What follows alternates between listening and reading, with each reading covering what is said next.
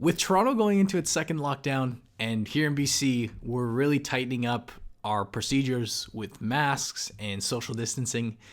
Christopher, Shaw, and Tanvir ask, what stocks will you be watching if the market falls like it did in March? That's exactly what we're going to be covering in today's video. I hope you guys enjoy.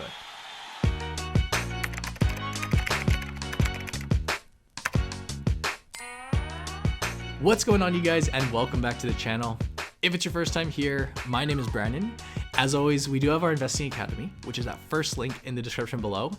But today we're going to go over a phenomenal list of companies to watch very closely, to at least have on our watch list. And these are stocks that I think could be phenomenal buys if we were to see the market sell off like we did back in March. And I would just like to start off with a quick note. I'm not saying that's what I'm anticipating. That's not what I'm speculating on. Your guess would be as good as mine at this point, but I think it's a wise decision to have a nice short list of stocks that we are ready to pull the trigger on if the opportunity arises. If you guys enjoy, give this video a quick thumbs up. But let's start off with company number one, which is the company Nvidia, ticker NVDA. And we are going to be going over two Canadian picks if you're focused on the Canadian market, but this is obviously a US one trading on the NASDAQ.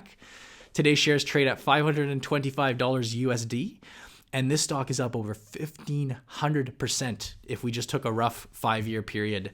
This is the company, for anybody unaware, they produce, what they really specialize in is they make parts for computers, and in particular, what they're well known for is their GPUs. So if you do any professional work in terms of editing, rendering, you need some high processing power with your computers. Gamers will be well familiar with this company. They make graphics cards, which is really their most well-known product. In fact, their most recent product to the market, if you follow along with the company, the RTX 3080, this is in such hot demand right now that it is pretty much sold out across the board. This came out just this year, and already stores are sold out. There were lineups. People are essentially on a wait list trying to get their hands on this product. They're speculating that it will be 2021 that they kind of restock and people will actually get this part for their computers, which definitely goes to show the demand for these high quality producers. If you actually look into the results, this is their third quarter results we're looking at here. We do see that displayed pretty well. This stock has been growing like crazy. Record revenues over the quarter, despite the global pandemic that we're going through, up 57% from the year earlier. Record gaming revenue, again, this is a big player in video games space, $2.27 billion, up 37%. Highlighted below, we do see their earnings per share, another very strong report, $2.12, which is up 46% on a year-over-year basis. In fact, one of the big reasons why I like a company like Nvidia, and it's funny, I tie this to the video we just released on Air Canada, and we talked about their margins, Air Canada's margins being razor thin, which is one of the sucky reasons about investing in the airlines. Companies like Nvidia can command very high prices for their chips or for their computer parts. Operating margin, as we see here over the past decade, so dating back to 2011, they've grown that very nicely to where today we're looking at operating margins of 26-27%.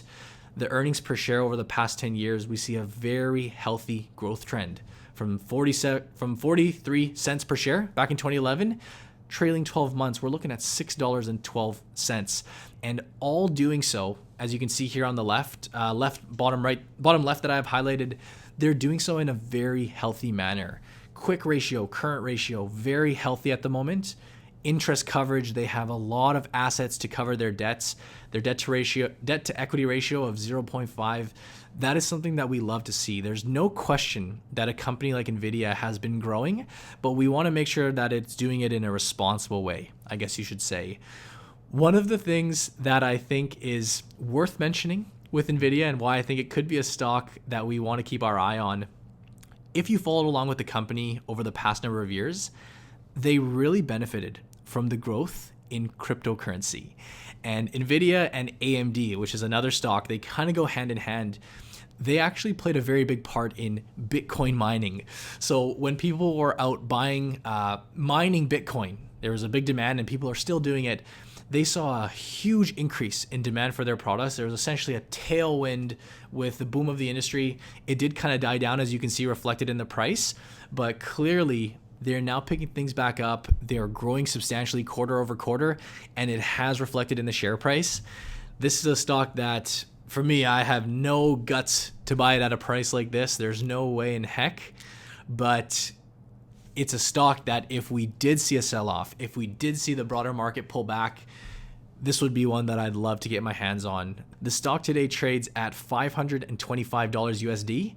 And just to look at a Morningstar projection as to what they believe the fair value is sitting at today, they've got the company at a fair value of about $340. So that'd be a price range that I think would be a little more realistic, something I'd be a little more comfortable with. But the first stock is the company Nvidia. On to stock number 2, we will now shift over to the Canadian market to potentially the most talked about and exciting stock that we have here in the Canadian market. It is the company Shopify, ticker SHOP. I don't think it'd be fair to not talk about this stock. It's today trading at $1,271 Canadian. This stock is up over 3,500% over a rough 5-year period. And if you want to look at just a silly way to look at it, just to show how mind-boggling that performance is, this little blue line right here at the very bottom, that's the return of the TSX relative to how well Shopify's done. Shopify is, of course, the technology company that is based right here in Canada. They're actually rare in the sense that you don't come across too many technology plays. We have a very slim pickings when it comes to the tech sector in Canada. But essentially what this is an e-commerce platform where users can join up, they can go on and create basically a digital storefront. A lot of websites that you come across if you're browsing the internet are actually hosted by Shopify. A lot of people wouldn't know it just looking at the front-facing website, but the back end is Shopify, and it's just a great all-around platform for beginners. Actually, with a lot of people transitioning their business to, from a traditional way of doing business, brick and mortar, old school, now going on to the digital side of things, Shopify is really one of the first places that people look. It's very intuitive, it's very simple to use, and that's actually one of the key reasons why the stock has done so well. A recent benefactor that has really helped out the company Shopify is the emergence and the growing popularity of dropshipping, a business model where you're essentially sourcing products from typically Asia. Typically you go to China on AliExpress or Alibaba, send some products directly to the end user. Shopify tends to be the platform of choice. It can be done with really any platform out there, but Shopify has kind of resorted to being that default. More or less, dropshipping aside, they are positioned very well to just take advantage of this shift to the online business, to digital sales. If we took a look, for example, at their recent quarter, this that you're looking at is actually the previous quarter, 47% revenue growth in Q1. Despite COVID, you could even argue this actually was a benefit for them. But in the most recent quarter, they've actually seen an uptick from that with their third quarter revenues, $767 million in the quarter, an increase of 96% on a year-over-year basis. Subscribers are up over almost 50%. Here's just a metric to show you how well this company is growing. It is unarguably a company that is very much blowing up at the moment. It's a stock that is growing like a wildfire. The numbers suggest that. And of course, the stock price has mimicked that. One of the things which is getting a little nitpicky, a little short-term focused, which is not something that I like to do, but you could make the argument that this current quarter, the holiday season, is a amazing season. It's typically the strongest season for retailers, whether that be in-store and online, people ordering their Christmas gifts and whatnot. But personally for me, this is a stock that I could absolutely not justify buying at the moment. In fact, I wouldn't even look at the company Shopify right now. But if it were to sell off, they've clearly done a good job of building up the platform. It's really gaining some momentum. And due to the fact that it is a Canadian option, if you want to stick with the Canadian market, or if you're just looking for a Canadian tech play, this could be a good one to suit that, to squeeze into your portfolio. The stock trades at $1,271 Canadian. Pricey stock there, and that is the company Shopify. Moving back to the US market, we're going to be covering now what is probably one of my favorite companies out there. This is currently, I guess, just one of my core positions, one of my core holdings. I'd love to add more if it dipped down. It is the company Google, ticker GOOL, with the $1.17 trillion. I was about to say billion. $1 trillion market cap. This one, of course, trades on the NASDAQ, and today's shares are trading at $1,700 USD. Just out of curiosity, out of the FANG stocks, so FANG being Facebook, Amazon, Apple, Netflix, and Google, people will even throw Microsoft into that conversation. Out of these stocks, which, for you, the viewer, which of these is your favorite company to own? They're all so closely tied. I've actually done a tier list before where I ranked them in a previous video, but for me, Google is right up there. It would probably be tied for my favorite stock. It's a core holding that I own and that I plan to own for the next number of years, just based on how diverse the company is and how many areas they're in. It is just such a strong overall company. Where can we even start? Obviously, we have, as a breakdown, the Google search engine, where they really all started. They do YouTube, obviously a product of Google, bought it out a number of years back. They offer cloud service, storage, which is one of the very important spaces to be in the modern day. People will actually be surprised to hear Google even has their play in the automated driving space, automated vehicles in the company Waymo. It's actually, if you look into it, Waymo's a lot more advanced than people give it credit for. You don't hear about it as much as the Teslas and whatnot. But Google to me is a company that is just in all the right places, and it is just a behemoth of a business. If you're curious how a company like Google makes money, again, there's many parts to it, but primarily, if we were to boil it down, they make money through advertising dollars. They make money through fees. And if we were to look, for example, in their recent quarter, just to break down how much money these companies make, from their Google search domain, essentially when you see those ads all over Google, $26.3 billion with a B that they pulled in during the quarter. So over a 3-month period, they made $26 billion through ads on search. YouTube, they pulled in about $5 billion, $3.4 billion from their cloud. So this would be more of a service, a fee service, a recurring subscription, along with the $5.4 billion in other fees. So this may include things like Google Suite. They have a number of other services where you would be paying a recurring subscription. Let that sink in for a second. $46 billion in its entirety that it pulled in from advertising dollars and fees in the quarter. That's not even an annual number. What's great about Google is that when you look at it from really any angle, the metrics are so strong. Obviously, you've got the strong growth metrics. Again, these are some 3-year trends. We've seen revenue ticking up. We've seen net income showing positive growth. But at the bottom of this chart, what I think is very important is they are balance sheet wise extremely healthy too. Over the past 3 years, they've grown their cash and essentially their short-term investments, kind of quick cash you could call it. They've grown that from 100 billion to today sitting at 132 billion. Just a ton of assets that the company is sitting on. It's very hard, in my opinion, to make an argument against this company. And one of the things that personally resides with me a lot about the company Google is that I really like the way they have built their culture. It's a company that, if you look at their headquarters, I mean, this has kind of been one of their well-known things, is the flexible style, the really provoking style of running a business. I love that about the company Google. In fact, they have a cool division, if you didn't know, called their Moonshots division, or it's their Moonshot Investments, which is essentially, actually, I snipped this from Wikipedia or from Google. They call it their X Development LLC.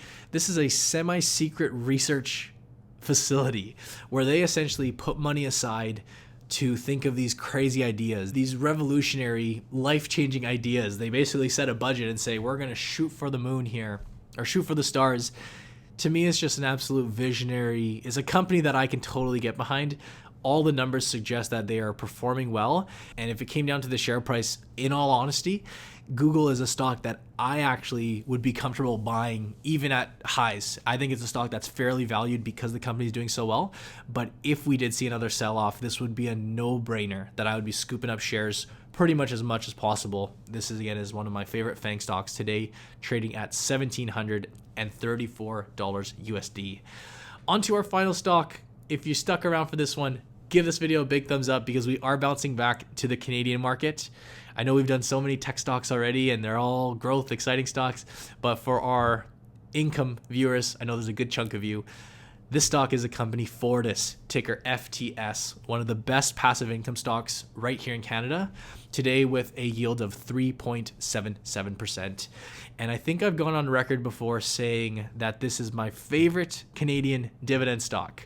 I believe I've said that. If not, it's up there, either my favorite or tied for the top, because this is the company based out of Newfoundland and Labrador. They're based here in Canada, but they actually do business. They provide utilities across North America, even into the Caribbean, which I always find is a unique, odd area. But if you're looking for passive income, this company is super safe, super reliable. They've been paying dividends for 47 consecutive years. Let me rephrase that. They have been increasing dividends for 47 consecutive years. And what I like about a chart like this, which really displays it in a visual form, is in the light blue, we've seen increases. They've been gradually increasing it. I mean, this dates back to 1972. And this orange line, which is the payout ratio, has stayed very, very consistent and is kind of hovered within this very reasonable range. Again, this is just an overall an amazing dividend payer. The shares have done decently well. In fact, if you take a look at Fortis stock, it's been pretty much an upwards trending pattern, a nice, slow and gradual growth pattern, which you can expect from a Canadian utility. The dividend today of 3.77 is a great starting yield, but the reality is that if you follow Fortis stock, you can even find better yields. You can find better starting yields, as if the share price essentially were to drop down. If we saw dips like we have in the past, you can come across times where you can get Fortis with a 4% starting yield. I've even seen it as high as 5%, which is why it's a company that I would love to buy on a dip. If you actually look price to earnings ratio, just to give an idea of how we could argue the stock is a little bit expensive right now. Currently, they're trading at a PE of 20 when their 5-year average is at 18.5. Not a massive difference there, but it does suggest that the stock has more room to fall, I guess you could say, at least based on its historical averages or norms. Today, the shares trade at $35 Canadian, or $53 Canadian, so a much lower share price than some of the other stocks, but there's not much else I could say about Fortis. I've done more deeper reviews of them if you want to dig through the channel, more in-depth reviews on Fortis, but that is more or less my picks for this video on stocks to watch or to have on the watch list if we do go into a second lockdown. I tried to really go with the variety of picks. Hopefully there was one for everybody here. If you guys enjoyed, feel free to give this a thumbs up and let me know your thoughts down in the comment section below. Do you like the picks? Do you not like them? If you're not already subscribed to the channel, we post videos like this every single week. Multiple videos a week, actually. Right now we're blitzing out videos, having a good time. So subscribe and hit the bell for notifications. And then, of course, as always, we do have our Investing Academy. If you're looking for courses and training right here in Canada, click the first link down below. You can learn about what we have to offer our community.